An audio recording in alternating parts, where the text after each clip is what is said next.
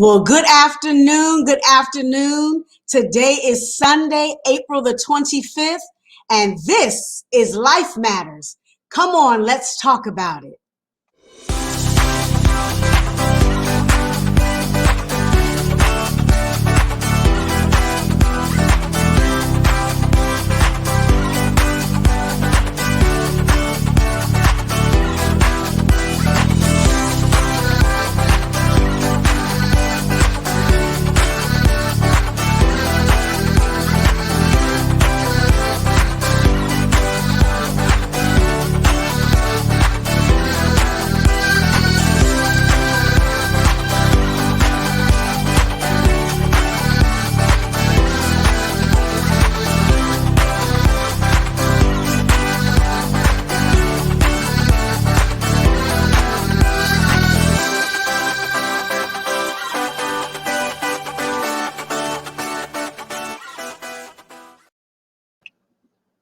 Well, hello, everybody. Hello, everybody.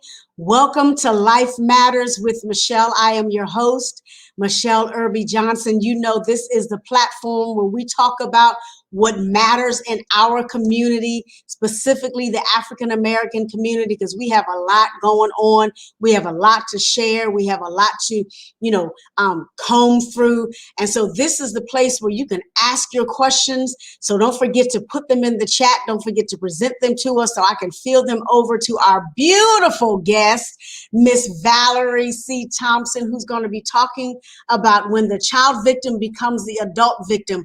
Say hello to the people, Miss Valerie. Hello, beautiful family. Thank you, Michelle.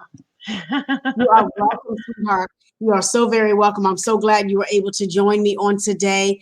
And so let me introduce you to everybody so they know exactly who is going to be speaking with me on today. So Miss Valerie Thompson helps to bring clients both a brush and a new lens on life. She's created to encourage, to inspire, and to uplift women one at a time. I know that's right.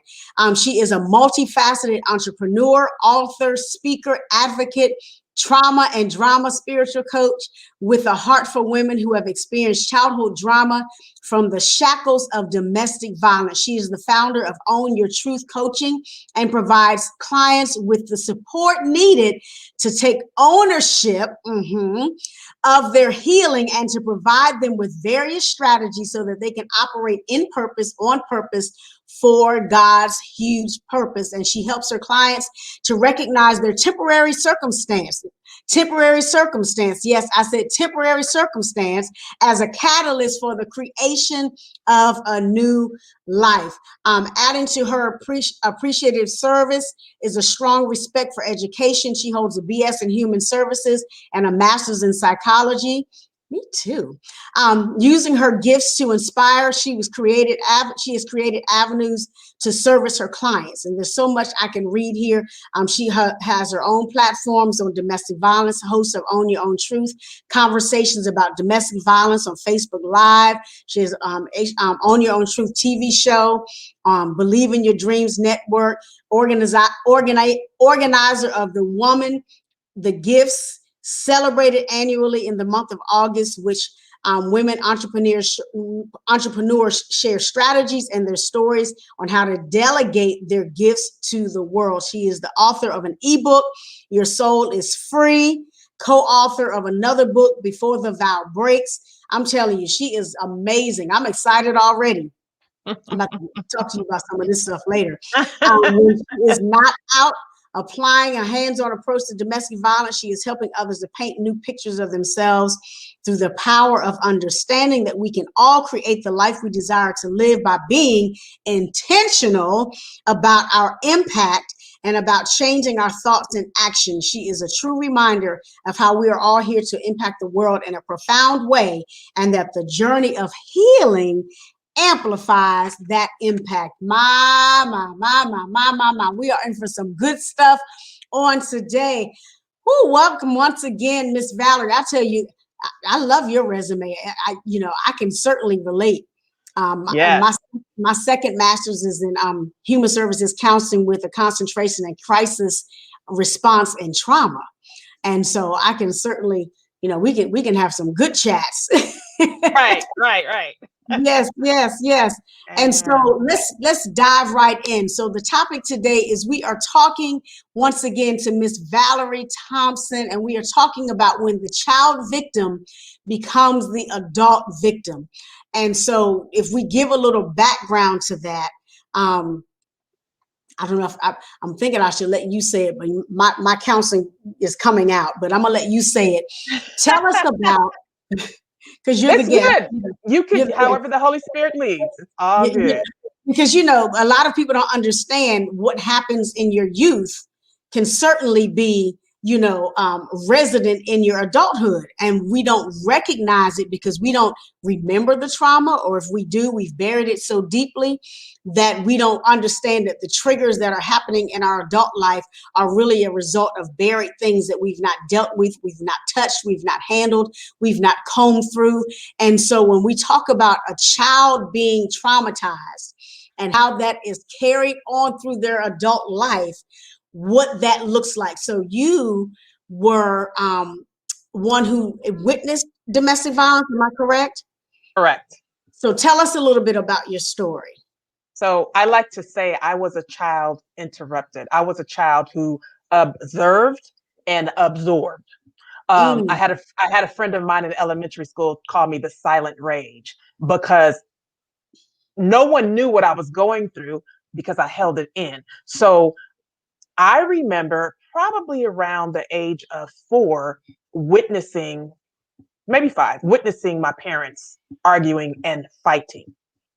I remember getting a Bible, and mind you, we didn't go to church in my household, but I remember getting a Bible, and I remember running to my brother's room, and I would hold that Bible. And I knew then that something about that Bible gave me peace, right? mhm, Obviously, it was God covering me, but I didn't know it then. But I remember holding that Bible. And I have so many stories of my parents arguing and physically fighting. Um, and so it didn't dawn on me until I was an adult and going through some relationships that they were toxic. But it didn't hit me until I got married. mm. And God showed me I was reliving my childhood. Wow. Again, growing up in it, it wasn't like my parents, and God bless them, they had good hearts. They're both deceased, but and I get it. You know, you give what you can give at the time. You only know what you know, right? When you know better, you do better. And they Yeah. were younger, married, had a good house, nice house, both working, but they were toxic. Um, and they came from that. So that's what they gave to us. And it was my brother and myself. So it wasn't like when they would argue or fight, they pull me to the side and say, well, sweetie, daddy and I got into an argument or whatever. And it wasn't like there was any type of, let's go see a therapist. It was kind of like, okay, it happened. Okay, now off to work and to school. You know, So it became like it became a normal thing. It it was was normalized normal. in your household. And Absolutely. and so and let's comb through that a little bit. And Yes. so when we see that, and we're gonna delve more into this, when we see that trauma travels with us. So if they saw it, then Right. they're gonna feed that to you. You saw it, and then ultimately you may feed that to somebody else, or you may hold on to that for yourself, or you may feel like, well, this is what you're supposed to do. It's okay to get fussed at. It's okay to be cursed Mm-hmm. out. It's okay to Mm-hmm. throw vases at one another or kick somebody. Literally. Yeah. So Yes. I mean, No. Yep. I have a recollection. I'm just sharing this. My father, and I shared this in one of my books, but my father literally threw a frozen ham hock at my mother, and I was standing right there next to her. Now, I say this because when you don't get your emotions together, yes, things go flying, and it's not okay. mhm. That's the vision. I remember that, and I did something similar in my marriage Mm, because it was mm, rage. mm. And it's funny that you say that, because I recall when my mother and father, they used to have their little spats. But I remember being in a crib. I'm not sure how old I was. I guess I had to have been like 1 something or 2 o'clock, but you don't forget those images. And I remember seeing a suitcase. It was a blue suitcase flying across the room. My mother and my father at the time were, arguing about something. And again, being that young, I didn't know, that it would affect me or if it would affect me, but I remember that. And so one thing we have to realize as parents, as individuals, as people that we are rearing, whether it be adoptive or whether they be birth children or nieces or nephews, their minds are so impressionable at that young age that what they see becomes the fiber of who they are until they understand or grow into the understanding that, there's something about their life that's off. You know what I mean? At what point did you realize Ooh. that something was essentially off? I didn't realize it honestly until my marriage. I'm so grateful that God brought it to me, meaning it was like a light bulb came on. Wait a minute, this was dysfunctional. There was some dysfunction going on. And again, I was reliving my childhood. And so I said, well, I can't do this to my children. I had already done enough. But when I realized it, I said, God, show me how to get out of this, because what it is, it's a familiar spirit. Yes. Show me how to walk in the unfamiliar spirit. Mm-hmm. And when I tell you that's exactly what God did, I've been journaling since the age of 15. And that literally saved my life and gave me specific instructions on how to come out, whole. Because it's a touchy-feely thing when you're in domestic violence, and then you find out that it's a narcissistic thing going on. That's a whole other conversation. A whole other conversation. Right. So you have to be really careful. And I thank God for showing me how to go in, how to love myself, and how to come out of it and come to the other side. Mm-hmm, mm-hmm. Now, I've heard you say several times in the first 13 minutes, of our conversation that you had this rage. Now, were you the perpetrator or were you the victim? Oh, I was not a victim. You when were I the tell perpetrator. you I was the perpetrator. And see, that's just it. The rage that was building up with me. So let me say, you call me out your name, call me out of my name if you want. I'm about to go upside your head. Now, I'm very grateful that my spouse did not strike me. Perhaps it was God. Perhaps it was because he didn't want to go to jail. Let's just keep it real. However, it's not about just physical. So when I tell you our words cut, we were hitting below the belt. Okay. So I've experienced verbal, emotional, which they say is much worse than physical. Oh, yeah. Right. So I've experienced all of it, because it's a spiritual abuse, it's emotional, it's sexual. And so when I say sexual, I'm not talking about, for me anyway, literally being put in a place where I was tied up or anything like that. Because, there's people have different stories. What I'm talking about is when a woman says no, or when a man says no in a domestic violence relationship, then that person needs to respect that. But it would create like a big argument. You know what I'm saying? So if I said no, then now you're accusing me of cheating. I must be sleeping with. So that's sexual abuse. That's abuse. Yeah. So it's a lot. It's many layers. Oh, absolutely. And, when we talk about that, because people, often people automatically go to the physical when you hear domestic violence. But in the class that I teach and when I talk to people, there are so many, like you said, emotional, mental, verbal, spiritual, financial, the narcissism part, the gaslighting, the isolation, all of those different things, the sexual. I used to be raped in my marriage, 24 years ago. And no, what does that mean? Who cares? Right. They would just take it and like, you're my wife and I'm gonna do what I want to do. And so a lot of people just automatically think that the physical happens first. But what I teach is that physical is the last thing that happens. They have to get you to the place of where you're broken down, where your spirit is wounded, where your self-esteem is at the lowest level, and all of these different things where they've manipulated you so much where you don't feel like you have any value.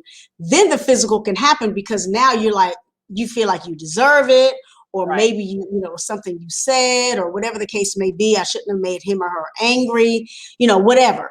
And so I like to tell people that physical is not the first thing that happens. You're not in a relationship and the first thing they do is strike you. They've got to get you to a place of weakness where you don't even realize that you're in a place of weakness. Because You know what I mean? it's part of the plan. Um, it's really deep. So when I begin to pray for deliverance, because I recognize the trauma. God, I mean the rage. God literally showed me sitting in a jail cell. That's the vision that came to me. So I knew I couldn't point my fingers at him continuously. I had to look inward. And so I thanked God for showing me how to heal myself. And I still prayed for him, because I couldn't have a hardened heart. It was both of us. My mother always said it takes two to tangle, So Absolutely. when God showed me to look inward, the one thing I can say through all of this, Michele, I thank God for my ex-spouse because he was a mirror reflection of myself. He just showed up differently, but we were the same, which Mm-hmm. allowed me to go inward and heal.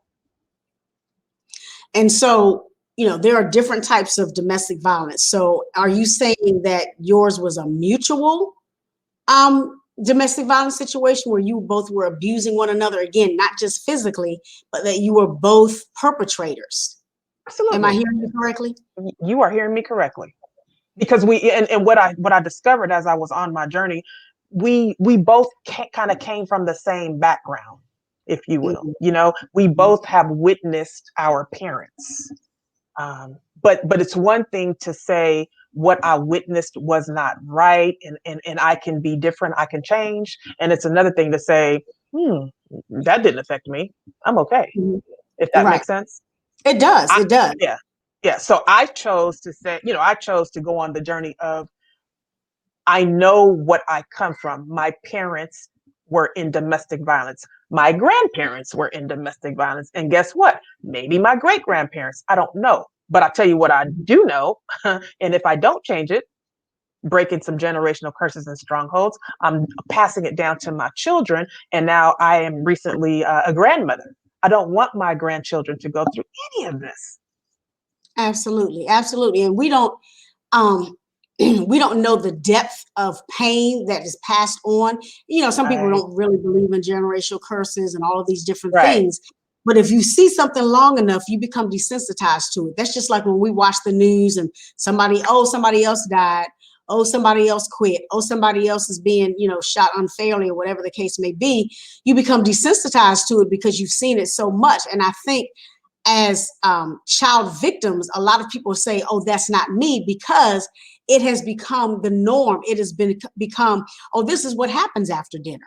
Oh, this is what happens on Sundays. Oh, that's just Tuesday. I don't know if you remember the movie, Why Did I Get Married? Right? And they were at the Mm-hmm. cabin and they were Mm-hmm. all sitting in the kitchen and they were eating breakfast. And uh, the girl who had the hair salon, I can't remember her name right now, and her husband Marcus, and they were like, Marcus, what's wrong Oh, with your yeah. wife? He's like, what's wrong with her? It's Tuesday. So it had become so normal for him to be Right. abused Right. by her verbally that he was Right. like, what are you talking about? It's Tuesday. She's always like this. And so I think, if children are not, if we don't take the time to help people unearth or uncover or comb through why they Yes. respond a certain way, why there's a reaction to that, why does that really get on your nerves, Right. then it's going to carry on. It's going to, like I say, trauma travels. It's going to travel into your relationships. It's going to travel into the next generation. And so it's incumbent upon us to recognize it. And like you said, cut it at the root, stop the generational curse right where it is. Which brings me to God giving me own your truth. Let me just give you a little bit background. So Yeah. I just have to say this because when I first got on social media, people would call me Valerie the Encourager because through it all, I would encourage everyone. I was encouraging myself, but I didn't encourage myself to come out of what I was in, if that makes sense. So Yes. God gave me own your truth. And I said, okay, Lord, I don't really know what that means. But the more that I went, what he showed me was it's time to peel back the layers. You know, like an onion has all those layers. The truth is, I am fearfully and wonderfully made. The truth is, I am a child of God. The truth is, God has hand stitched me. The truth is, God has marvelous plans for me. So anything that's positive, right? And so the more I began to walk in it and truly meditate on God's word and take that for myself, okay, I get it. And that's the truth. I'm not supposed to be in anything that's not speaking to my greatness, that doesn't, speak to my worth, my value. So if nothing else, that situationship, because I don't say relationship, that Right. situationship showed me how to love myself. Right. Because the more you love yourself, then you're not going to be in no drama. Yeah, and let's speak to that. A lot of us, and I'm saying us as a community, don't know what it means to love ourselves because we've not been shown love. We don't know what love looks like. And a lot of us, even, those of us who have become saints and those of us who have, attached our lives to God and accepted Jesus Christ, our Lord and Savior, some of us are still not owning the fact that we should love ourselves because we still haven't seen it, even to the extent that people who have had daddy issues have a problem trusting God because he's God, our Father. That word Father throws them off. And so we have to look at all of these different things, all of these different dynamics that puts people where they are. And so when you say own your truth, I love that, because when we're counseling, because you're in psychology, I'm counseling. And when I'm talking to women who are coming out or dealing with whatever, and I have to ask them, I said, do you believe that? Mm-hmm. And they were like, really? And I repeated, I say, I need you to say it yourself. Do you really believe that? And then eventually Right. they're like, well, no. I said, because that's Right. not the truth. Right. You're operating out of what people have called you. You're operating out of what people have said. You're operating in what you've embraced because it was safe, rather than owning the truth, the good, the bad, or the indifferent. Right. And it comes, it's those limited beliefs. And I always, like, God gave me this as far as when we're in our mother's womb, because that's where it starts, right? Mm-hmm. So whatever your mother's going through at the time, you're hearing that. And so when you think of the child, the mother giving birth to the child, and so all of these lies are being attached as the baby's coming out, the birth canal, right? It's and that's not the child's truth. So now you're on a journey again, unpacking, right? Leaving some of that luggage on the side that's no longer serving me because it wasn't mine in the first place. Yeah. It was my parents, or it was my grandparents, but once you understand who you are and whose you are, it's a game changer. And I always think about Tina Turner and Ike in the movie What's Love Got to Do with It? Yes. I want to say I grew, like, I got so much strength from that, honestly, because it was one of my favorite movies for a long time because I could relate to it. Mm-hmm. But she took her power back. Yeah. And it's a journey, it's a process. Mm-hmm. And so I applaud any woman that's even tuned in now, because it's real, but your truth is sometimes we're in denial, but it's like today, it's time to say, this is what's happening. I don't like it. Lord, show me how to get out.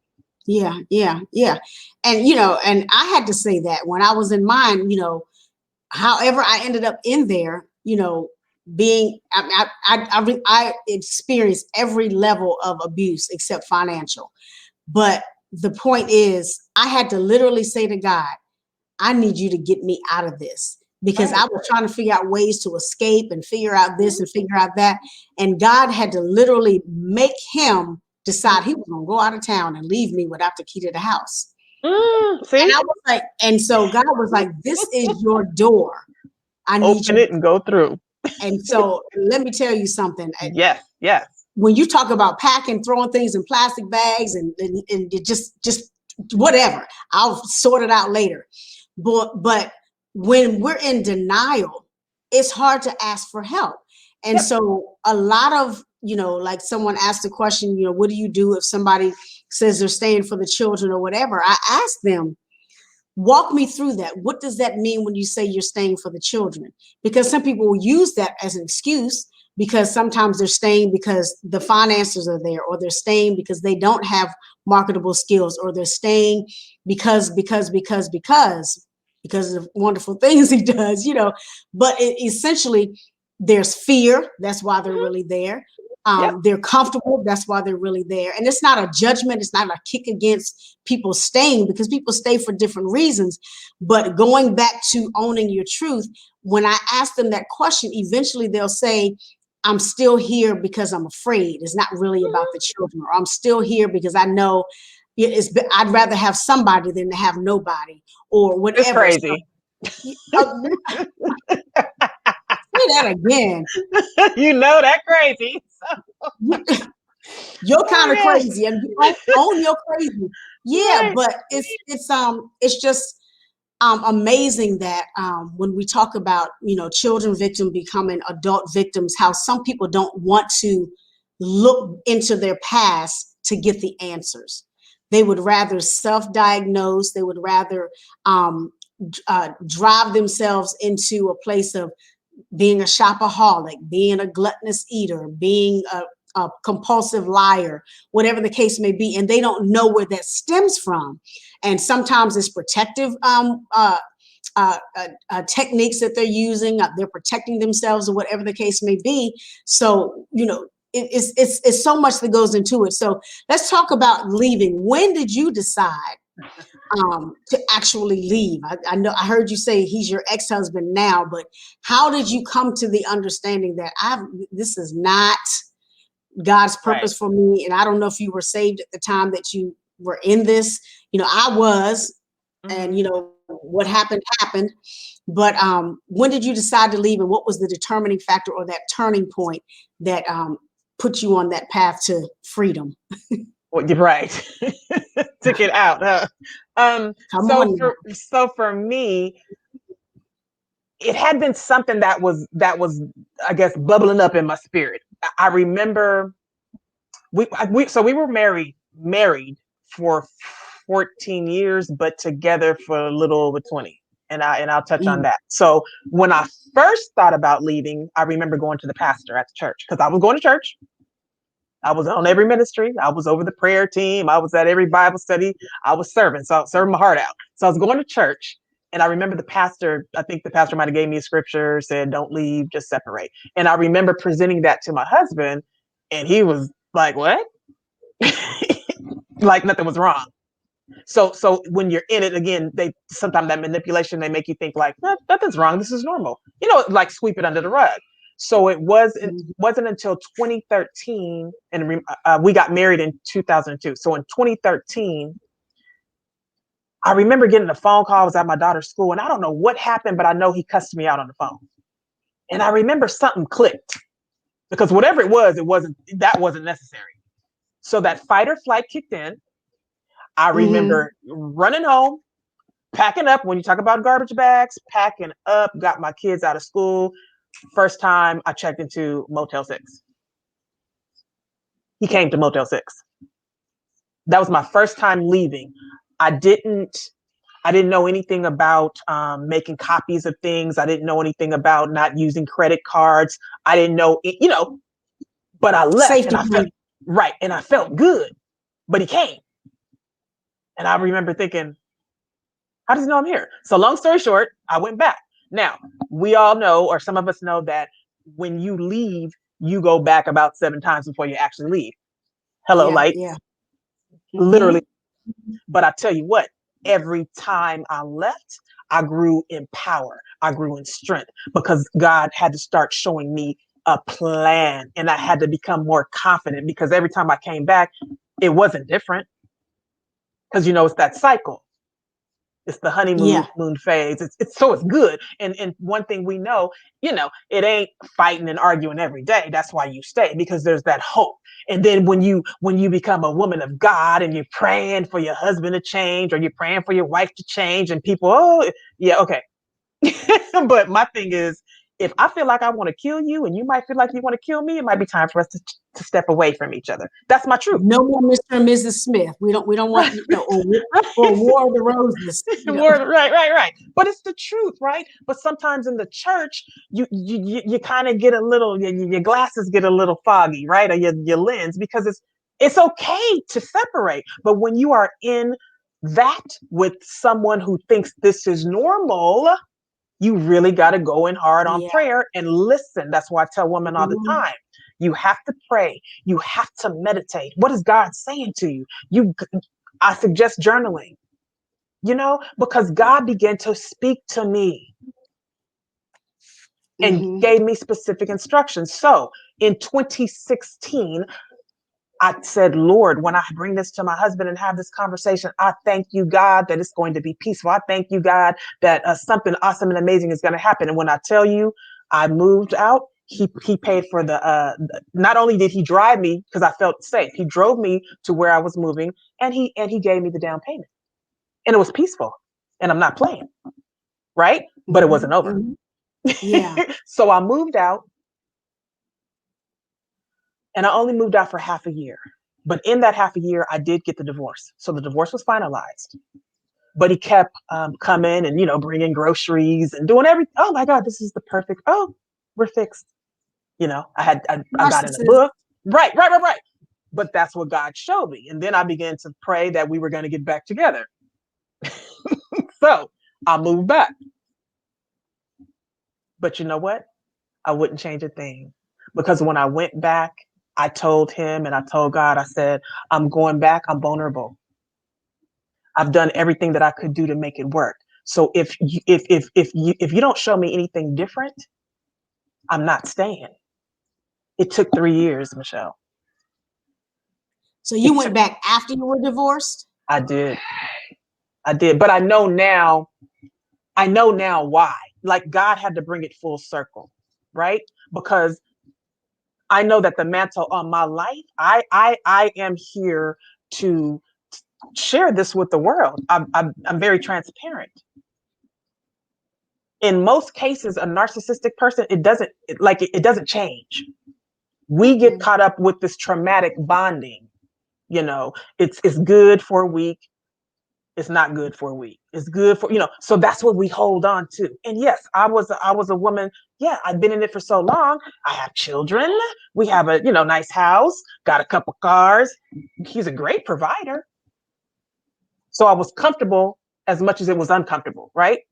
Again, I knew this crazy, but at some point I had to say, well, Lord, it don't feel right. Test the spirit by the spirit. I might love you, but I'm not in love with you. Matter of fact, I love myself way too much to stay in this. And that's really what it was. Yeah. And then I said, Lord, I surrender.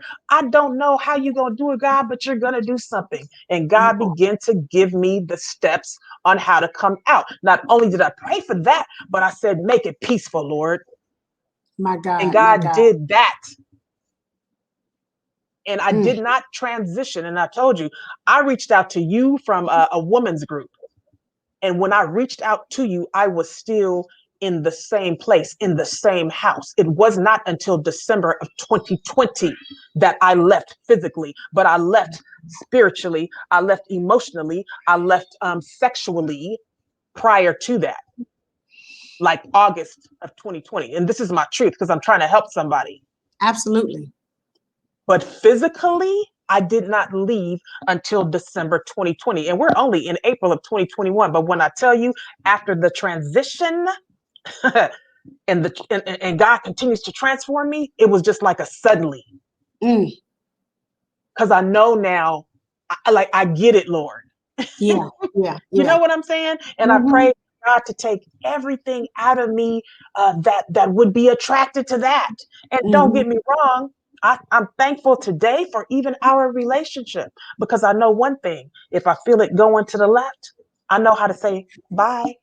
Yeah. I know how to say have a nice day, because I'm not married to you. I'm not married to you. Yeah. It's good. It's so good. And the thing that we don't really understand is the bonds, the trauma bonds Right. that come along with being in a relationship. And even if you're in a regular relationship without abuse, you know, you still have to contend with the soul ties. I was just about to say that. Ooh, that's a whole nother show It's a too. whole nother show. But Yes, it's deep though.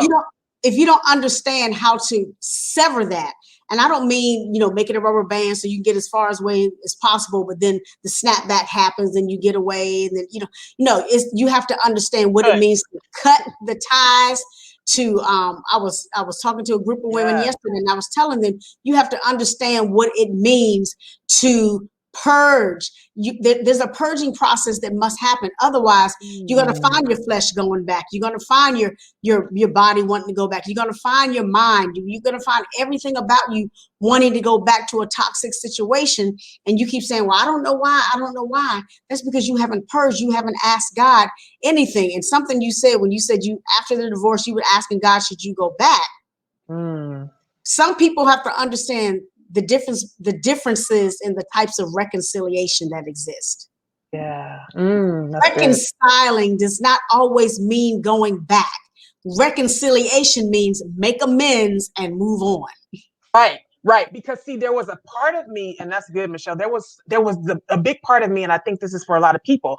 It was like, there's a part of you that wants it to work out because you feel like this is my husband and this is what God says, and but then there was a part of me that knew that it wasn't going to work out. But it wasn't until I said my truth. I don't like this. I believe that one day, Lord, whoever you blessed me to marry again, that there's going to be a connection, that it's going to be great, that it's going to be healthy. You know what I'm saying? This is not normal. This is not healthy. This is not who you called me to be. And once I said that, and then being, the truth was, it's okay if I guess I wanted him to really agree with me, like, hey, you know what? We don't get along. But he was never going to say that. And I had to come to the grips of like, that's okay too. Because I know my truth. You can stay, but I'm out. Meaning, and I'm the type, look, I just want my name. You can keep every material thing. I don't care about none of that. I want my name and a peace of mind. I will walk away from it all. And it was challenging for the most part because I do have I have a 13-year-old and an 18-year-old that's still home. But I had to believe that because I've always talked to them, they know the truth. He's a good father to them, but please understand this: when we're in it, it's not healthy for our children. I get that, but he's a good father to them. And at the time, I had to leave. Yeah, I had to. And I know that God's going to do whatever God is going to do, but I'm good, and my children are good because I've always prayed over them. If that makes sense. Absolutely. And I did the same thing because my son was very young. But one thing we have to understand when we're talking about trauma bonds, we're talking about, dealing with the narcissistic temperament, because that's, basically what it is. Dr. Jekyll, Mr. Hyde. Come now. And so you cannot, what's the word? You cannot battle with a narcissist. Because in their mind, they see nothing wrong. They've done nothing wrong. They've said nothing wrong. In their mind, everything is perfect. In their mind, what they've done is to help you. And so when we talk, come on. Even when they call you out your name, Mr. Help, you become a better person. I'm trying to get you to understand who you really are. You bleep, bleep, bleep, bleep. Right. Yeah. Okay. So let's talk about the residual effects. Because, a lot of people, they don't understand. Again, I think I mentioned this earlier, why they respond a certain way on their job, why they respond a certain way in the choir, why they respond a certain way when the pastor says something over the pulpit. What is that trigger? Why are you behaving like that? So let's talk a little bit about residual effects. Let's talk about, as a child victim, what are some of the residual effects that people need to be aware of as adults? Right. I think for me, so when you just talked about like the pastor said something and it's a trigger, I feel like when you have a discussion about where you are in your relationship and then obviously you immediately begin to cry, Mm-hmm. There's Mm-hmm. probably some healing work. Yeah. Um, you know, again, how you respond. I had to look at, why am I getting so mad when he calls me out of my name? I mean, like, I know it's not my name, but what about that? Like, why do I want to kill him? Because I literally did. Um, Mm-hmm. and so for me, it made me again do the work, do the inner work, right?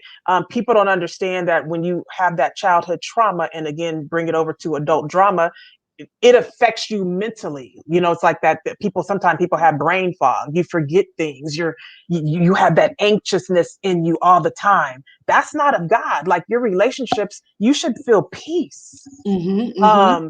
It's that, I feel like I'm walking on eggshells. Like, I want to say this to my husband or to my wife, but I can't because I might get cussed out. That's not a God. It's These are not. things that show up. I want to go somewhere with my spouse. Oh, but maybe I don't, because I might get cussed out. Matter of fact, they might cuss somebody out there. It's so many things, but we act like it's normal. Mm-hmm. But you have to pay attention to that. And I think for me, because I'm an introvert by heart, well, then I always say I'm a child interrupted, so maybe I was really an extrovert. But I love to go in. I've always liked anything that had to do with becoming a better me. So even in it, I would get my books, I would read my Bible, I would go in. Mm-hmm. When I knew something didn't feel right. And I simply Yeah. said, well, Lord, take this anxious feeling away. Mm-hmm. Take these thoughts away. Mm-hmm. Um, you have to get in tune with your body when you recognize things are out of line or out of balance, and pay attention to it, because that's your truth. Yeah. Yeah. It's really a, well, you already know, Michele, it's a lot. But the one thing that I can say to women, if it don't feel right, it ain't right. And I'm going to say this, but it doesn't. I'm going to say this, as Johnny Cochran said, if it don't fit, you must have quit. Now, please understand, I don't take that lightly, because that was from something that was domestic violence with O.J. Yeah. Simpson, Mm-hmm. and his wife. But if it doesn't fit, you must have quit. Yeah. If test the spirit by the spirit. If it don't feel right, that's because it ain't right. If it don't fit, just quit. How about that? Amen.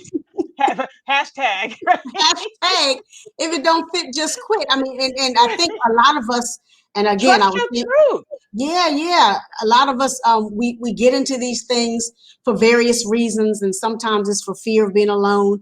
But when we talk about some triggers, we can talk about how things that smell, certain smells, certain Right. places you used to go, Music. Right. Right. music that you used to listen to, the color of the car, their favorite color, anything can be a trigger. So when we start seeing those things, even a raised voice, I'm still sensitive to when a man's voice goes up a decibel. It doesn't have to go up 5 decibels, just a Right. slight decibel. I'm doing this.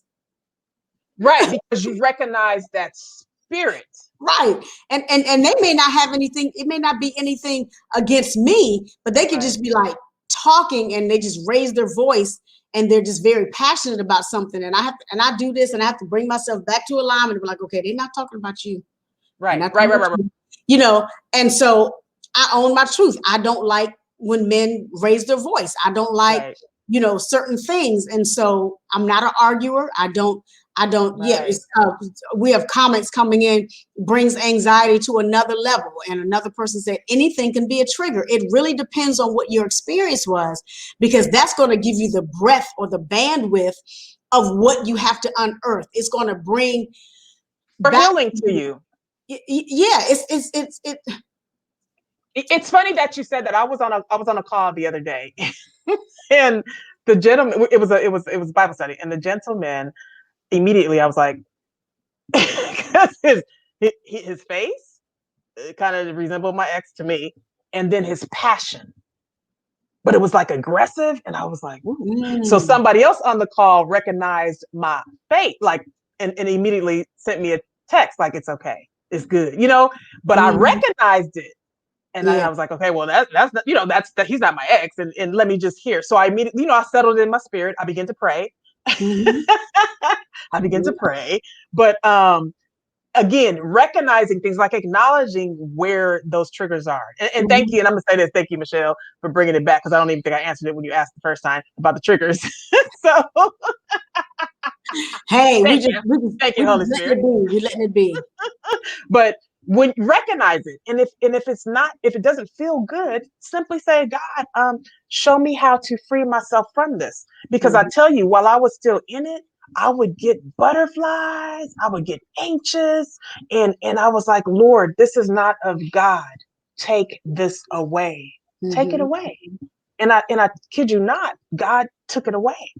And I'm not saying God did it suddenly, but I do believe God can do it suddenly. Yeah. So they're just, it's just so much. But when you just have to acknowledge those triggers, and if you want to be set free from them, God will free you. Because my thing is, I know that if we've been through this, it's not meant for us to stay in it mentally either.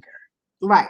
You know what I'm saying? Like if God delivered you physically, God is going to deliver you mentally, because there's so much more. You have to want it, though. Oh, absolutely. You got to acknowledge it and want it. Yeah, because the first step to deliverance is acknowledging it, is saying that you have an issue. So oftentimes you have to say, God, I have to let this mind be in you, which was also in Christ Jesus. Because a lot of people, their body is out, but their mind, their spirit, their emotions, everything is still there. And so until we bring all of our pieces, all of our broken pieces to one place, then it creates, dysfunction in other places, because you have not made restitution or reconciliation within yourself. Now you're attacking your boss. Now you're attacking the grocery person. Now you're attacking the next person who wants to be close to you, male or female. And you don't understand why you're so snappy and you're so this or you're so that. Recognize where your tender spots are. I always tell people, I say, where are you bruised? Because when that gets touched by the slightest little thing, it's going to say, you're going to say ouch, but it may not say ouch out of your mouth. It's going to come out in attitude. It's going to come out in demeanor. It's going to come out in all kinds of different ways. It's going to manifest itself in ways that are not pleasing to God, and in ways that you're going to push people away, in ways that just are not just healthy. So you got to recognize and acknowledge it so that you can grow up in it. You know what I mean? Right.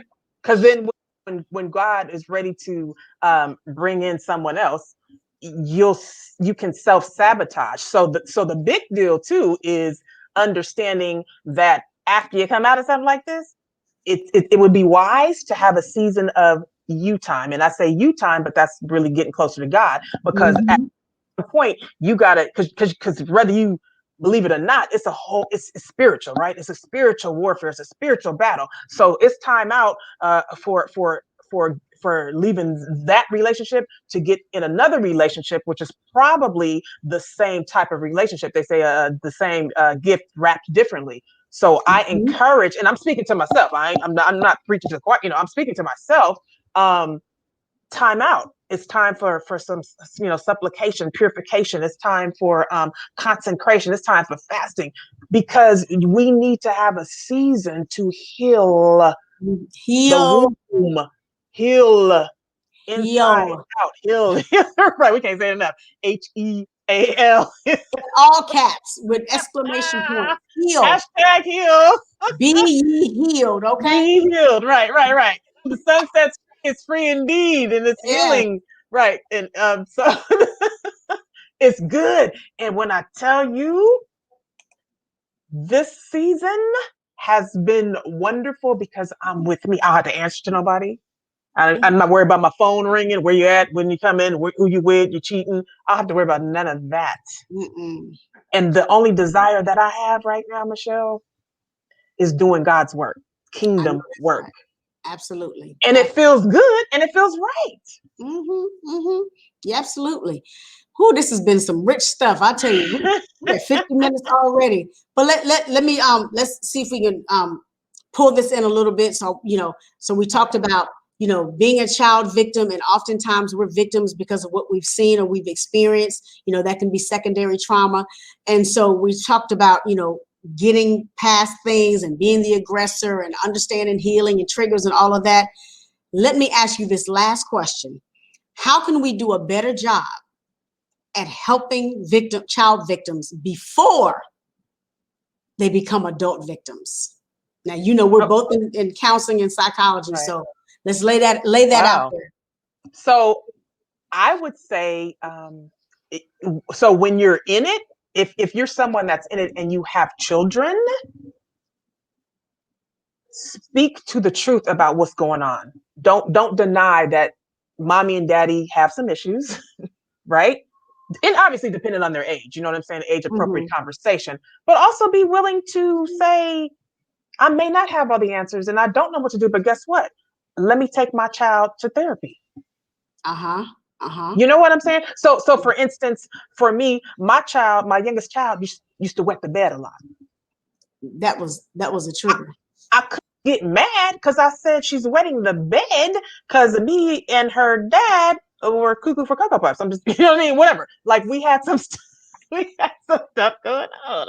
I just say it how I get it. You know, it's the truth though. It's the truth. You do, but at the time I wasn't saying I'm going to take her to therapy. I didn't even think about any of that until I left. Yeah. But I've always talked to my children. I always prayed with them. So you have to communicate what's going on. So if you have a child, again, and you're in something like this, and maybe they acting up terribly at school, but don't get mad at them. It's probably because of what's going on at home. That's secondary effect. Right. Because I'm sorry, I didn't mean to cut you off because you're fine. Exactly what you're saying, because what happens, the first thing we do, and I'll say in our community because it's safe to say that, is that we want to attack the child when we don't even look at that we're the reason why they're doing that. And so when they're acting out, or they want to join a gang, or now they want to, color their hair pink, purple, and green. And now those are manifestations of their own anxiety. Those are manifestations of things that they don't know how to verbalize that they're experiencing at home. And so if we don't know how to talk to them, communication is going to save their life.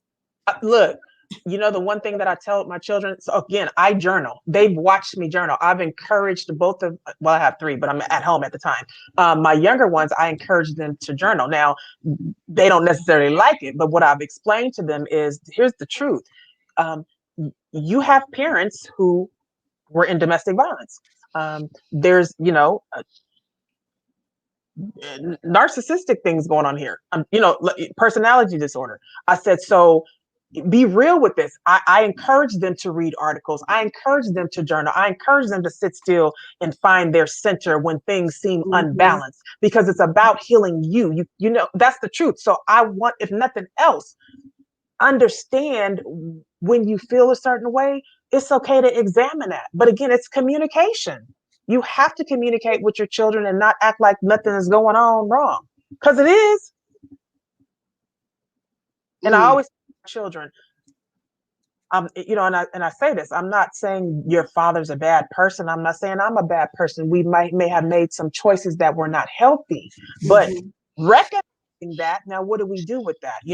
My son's 18. I said, look, you're under, you have insurance under your dad.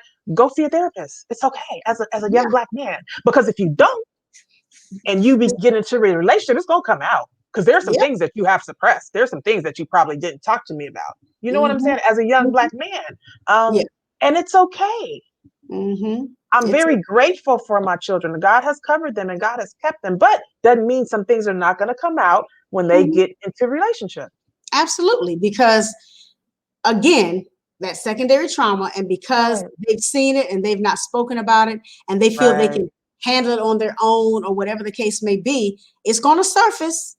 And when it does, they have to know how to communicate what they're feeling. Right. And if we attack them when they're feeling something, then they're going to suppress it even more. Then it's going to manifest, in a compound way with somebody different, in a different area, in a different season in their life. So we've got to be able to speak truth Right. to our children Right. about what we saw, what we did, and how it affects them. So absolutely, Right. absolutely. And we don't want it to, and you said this earlier, we don't want it to manifest in addiction, you know, Yeah. because it'll, you know, drugs or alcohol or even sexual, you know, promiscuity to suppress, I mean, or shopping or gambling or eating. overeating. Right, absolutely, because you don't want to deal with the real. Yeah. I mean, and even suppression, like I was saying yesterday, I was talking to some ladies. I said it can manifest itself in gossip and lying. Look, A Jezebel spirit. absolutely. All, That's all, all of that is right. the manifestation of something that you've not tackled. Absolutely. You're absolutely So, correct. So again, yeah, put it out there. It's, you know, and understand it's a spiritual battle. And we gotta, but I know God gives us specific instructions on how to pray, what to pray for when we really acknowledge, right? Acknowledge it, and God will deliver us. I believe that because God did it for me. absolutely. This has been so rich. I tell you, ladies and gentlemen, once again, we've been talking to the Valerie C. Thompson about domestic violence, how the child victim becomes the adult victim. This has been so good. I just want to let you all know that you can watch the replay of this show on Life Matters with Michele TV official. That's on YouTube. You can also listen to it every Friday at 4:00 p.m. on sensationalsoundsradio.net. Once again, you can watch on YouTube, Life Matters with Michele TV official, or you can listen on Fridays at 4:00 p.m. on sensationalsoundsradio.net. You can also reach out to Miss Valerie Thompson at www.valeriecthompson.com. You can learn all about Own Your Truth and Rise, because God knows we need to own our truth and rise. Stop living in the shadows of a lie. Stop living in the shadows of trauma and not addressing them, because not addressing it doesn't make it go away. It's going to show up. It's going to show up, you know, whatever the trauma was, it's going to show up. And so I want to thank you, my sweet sister, for coming on. We're going to do this again. Once again, ladies and gentlemen, I've been talking with Miss Valerie C. Thompson, and this has been such a blessing, such a blessing. If you would like to be a guest on the show, I am booking for from August through December. I'm booked up until then. I'm still looking for my beautiful, bald and bold women to come on. I'm having a show on May 23rd for all of my bald women, my bald sisters who are just doing it with just like this, okay? Yes. So once again, just looking to continue to communicate with our community, because, you know, here on Life Matters, we talk about what matters to you, and you. So this is the end of our show. We will talk to you once again. Thank you again, my beautiful sister, Valerie C. Thompson, for joining me, for sharing your story, for sharing your truth, for being transparent, and for hopefully giving someone else some answers and how to embrace where they've been and how they can grow from it so they can grow through to the other side. Once again, I will talk to you all again. This has been Life Matters with Michele. See you real soon. Be blessed. Bye. Thank Bye. you. Yes.